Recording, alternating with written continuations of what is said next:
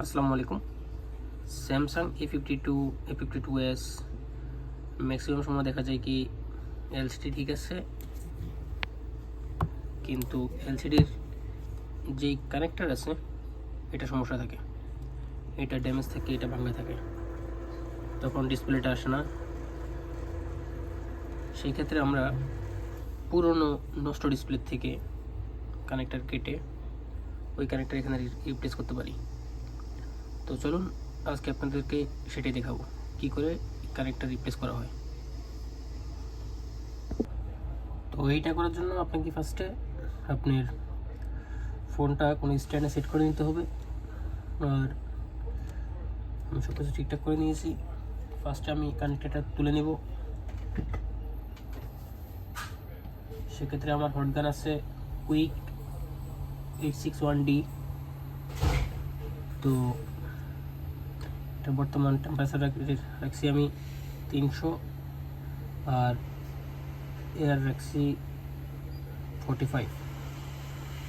ওকে, just একটু ফেস্টে দিয়ে নেব।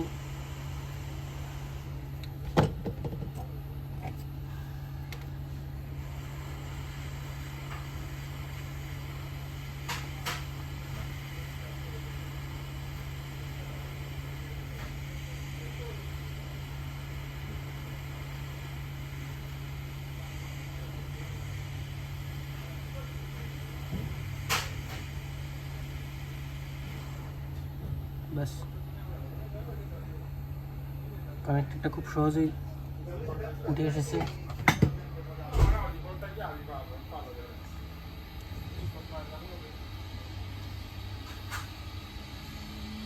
সেক্ষেত্রে আমি এখন আমার যে পুরনো কানেক্টারটা আছে এটা সেট করে দেব।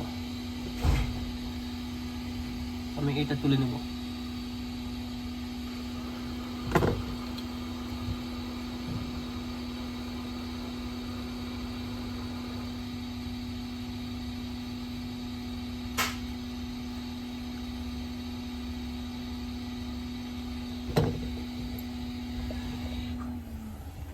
যদি আপনাদের হ্যান্ড স্কিল ভালো থাকে তাহলে এক চান্সেই কানেক্টারটা উঠে আসবে।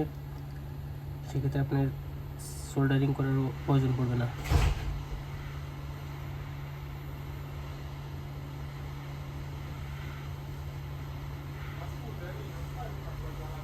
এটা খুবই সিম্পল একটা কাজ।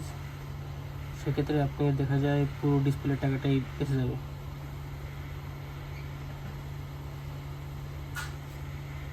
নর্মালি একটা ডিসপ্লে আমরা রিপ্লেস করে থাকি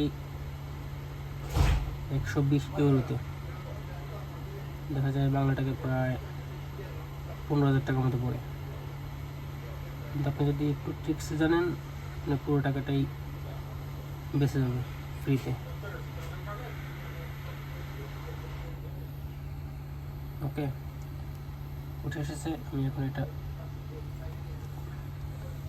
সেট করে নেব।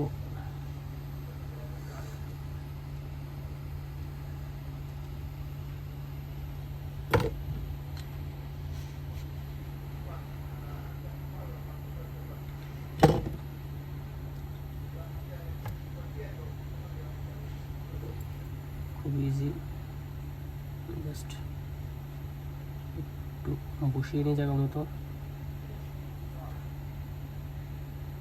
সেক্ষেত্রে লাগানোর সময় বেশি হিট দেওয়া যাবে না, কারণ নিচে আপনার এলসিডি আছে।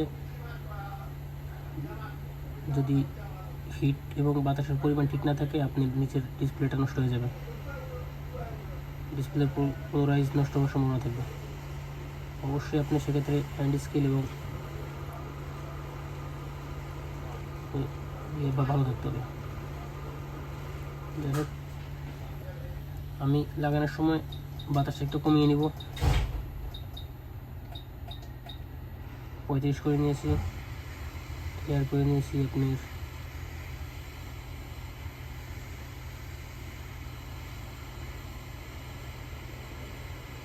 300 এয়ার, আর বাতাসের পরিমাণ আছে 35।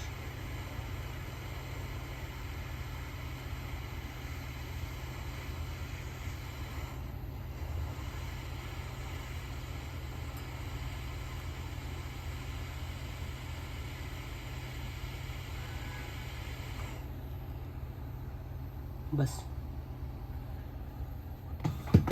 কানেক্টরটা আমার খুবই সুন্দরভাবে লেগেছে, একবারে পারফেক্ট।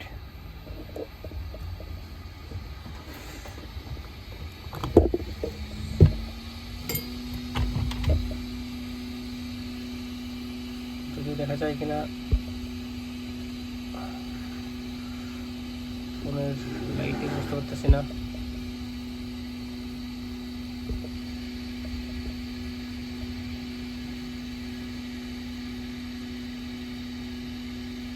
পারফেক্টলি কানেক্টরটা লেগে গেছে। আশা করি বুঝতে পারছেন ব্যাপারটা।